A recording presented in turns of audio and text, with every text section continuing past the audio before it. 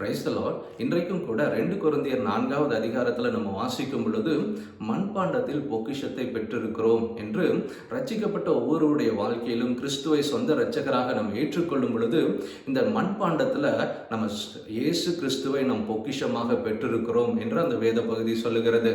அப்படியாக நம்ம பெற்றுக்கொண்ட ஒவ்வொருவருடைய வாழ்க்கையிலும் என்ன நடக்கிறதா, 2 கொரிந்தியர் 4வது அதிகாரம் 8வது வசனத்தில் நம்ம வாசிக்கும் பொழுது, நாங்கள் எப்பக்கத்திலும் நெருக்கப்பட்டு ஒடுங்கி போகிறதில்லை, கலக்கம் அடைந்து மனம் முடிகிறதில்லை, துன்பப்படுத்தப்பட்டும் கைவிடப்படுகிறதில்லை, கீழே தள்ளப்பட்டும் மடிந்து போகிறதில்லை என்று அந்த வேத பகுதி சொல்லுகிறது.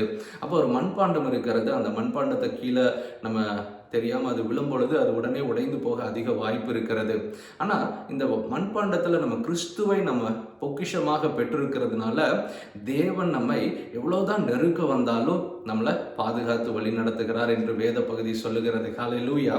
அந்த வேத பகுதியில் நம்ம 6வது வசனத்தில் நம்ம வாசிக்கும் பொழுது, கிறிஸ்துவின் முகத்தில் உள்ள தமது மகிமையின் அறிவாகிய ஒளியை நம் இருதயங்களில் தோன்ற பண்ணி நம்மை பிரகாசிக்க பண்ணினார். ஹல்லேலூயா.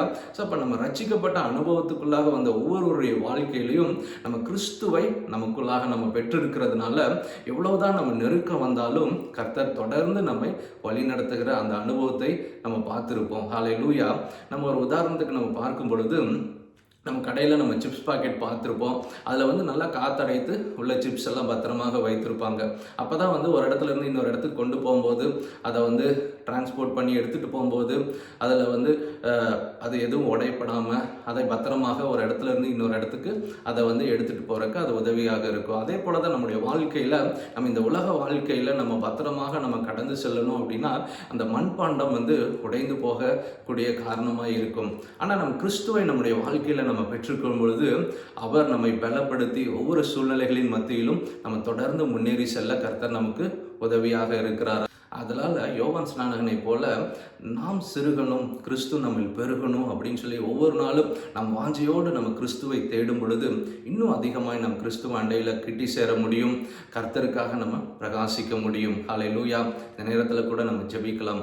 தகப்பனே, உம்முடைய கரங்களில் எங்களை ஒப்புக் கொடுக்கிறோம் ராஜா. அப்பா, இந்த மண்ணான சரீரத்தில் பொக்கிஷமாய் பெற்றுக்கொண்ட உம்மை பெற்றுக்கொண்டிருக்கிறோம். அதற்காக உமக்கு நன்றி செலுத்துகிறோம் ஆண்டவரே. எல்லாவித சூழ்நிலைகள் நெருக்கங்களின் மத்தியிலும் நீர் பாதுகாக்கிறீர். அதற்காக உமக்கு ஸ்தோத்திரம். இன்னும் அதிகமாய் நீர் எங்களில் பெருகவும் அப்பா நாங்கள் சிறுகவும் எங்களுக்கு கிருபை தாங்க. உம்மை நாங்கள் கர்த்தாவை அநேகருக்கு உம்மை குறித்து எடுத்து சொல்ல கிருபை தாரும். ஆசீர்வதியும். இயேசுவின் மூலம் ஜெபிக்கிறோம் நல்ல பிதாவே. ஆமேன்.